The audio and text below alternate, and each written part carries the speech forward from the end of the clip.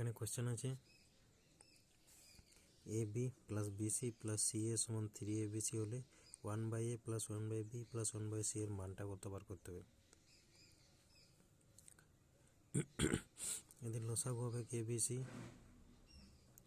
এখানে হবে BC plus AC plus AB. BC plus AC plus AB এদের মানটা কত আছে 3abc, 3abc divided by ABC. ABC ABC কাটা গেল, পড়ে গেল 3 অ্যান্সার।